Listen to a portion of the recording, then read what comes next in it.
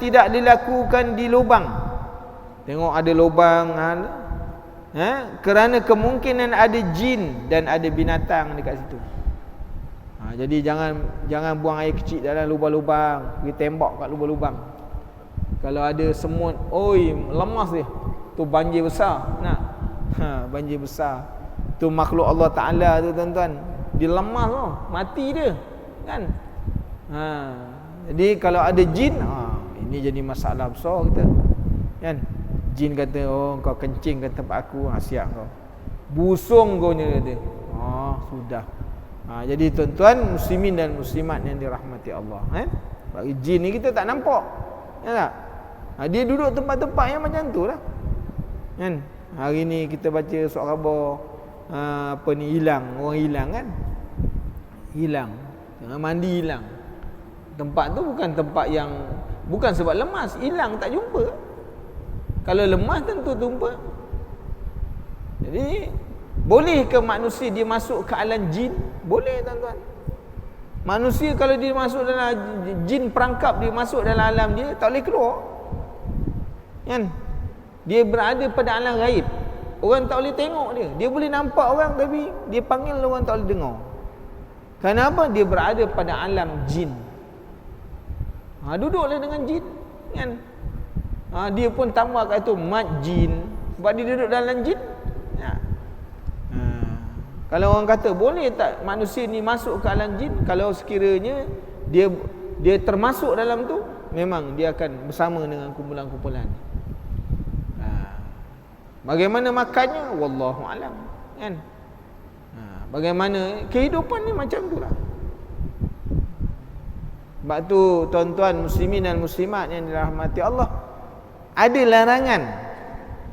larangan pada kita ni waktu rembang. Waktu rembang waktu nak masuk kepada zuhur. Rembang matahari kan. Itu kan waktu yang dilarang. Anak-anak ni berkeliaran di luar. Sebab waktu itulah waktu makhluk-makhluk ni dia keluar. Dia pula punya waktu. Kan? Jangan. Sebab tu anak-anak masukkan dalam rumah. Kita pun sendiri jangan keluar. Orang pergi kebun waktu-waktu macam ni, balik. Kan? Dia dah balik dah. Mak-mak kita, ayah kita pergi menore kalau pergi musim kebun. Waktu macam ni, waktu pukul 11 dia dah tak ada kat kebun dah. Dia dah balik rumah. Sebab waktu tu dah tak sesuai. Ni makhluk-makhluk ni keluar. Itu yang jumpa ni hilang kat dalam kok getah.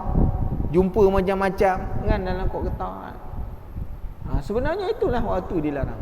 Waktu yang kedua yang dilarang untuk kita ni keluar tuan-tuan, yang Rasulullah sallallahu alaihi wasallam mengingatkan supaya mengunci rumah, mengunci pintu, mengunci tingkap, iaitu di antara terbenam matahari sampai waktu isyak. Terbenam matahari sampai waktu isyak, waktu yang disuruh kita tutup semua. Pintu tutup, tingkap tutup. Dan pastikan anak-anak terkunci duduk dalam rumah, jangan berkeliaran di luar. Waktu waktu yang tidak sesuai. Kerana makhluk-makhluk ni dia keluar daripada tempat dia. Lepas isyak tak apa, boleh buka tingkap. Lepas isyak dibenarkan. Tapi waktu maghrib, kerana jin syaitan banyak pada waktu itu. Ni kita tak ambil berat kadang-kadang tuan-tuan. Kita tak ambil berat. Anak-anak kita tak boleh menangis, tak berhenti. Kerana waktu-waktu tu lah. Waktu yang dia punya waktu dia. Kan? Jadi dengan sebab itu tuan-tuan, dan jin ni dia ada tempat-tempat dia. Kan? Tempat-tempat dia ada. Tempat-tempat teduh dia ada. Rumah-rumah kosong, tu. Tempat-tempat yang kotor, tempat pembuangan najis, tempat pembuangan sampah, itu semua kawasan dia. Sebab kalau jin yang bukan Islam tu tempat dia suka. Kan? Tempat air yang tenang. Itu sebabnya waktu kita masuk ke hotel, mana ada orang mandi malam, mandi kolam malam. Kalau yang mandi tu jin. Yang mandi tu jin, walaupun manusia. Tu jin, dia dah sama, dia punya line dia dah sama. Kan 012 dengan jin juga. Tak ada orang mandi waktu malam. Air tenang. Kan? Nak mandi besok. Itu yang kalau mandi malam tu tenggelam tapi kan dia ni tak naik-naik dia. Tak sesuai. Jadi tak bagus kan. Kan? Jadi itu kita kena tahu. Tempat-tempat yang kita rasa redup, dia rendang, tempat yang teduh. Kawasan-kawasannya. Jadi itu bab tu kita kena, sebab jin ni ada, dia juga makhluk Allah Subhanahu Wa Taala. Kan? Bagaimana kalau kita baca dalam surah Al-Kahfi disebut, kan? Bahawa syaitan, itu semua daripada golongan jin. Jin ni ramai, lagi ramai daripada kita. Kan? Dia punya penduduk lagi ramai. Jadi itu kena hati-hati tuan-tuan.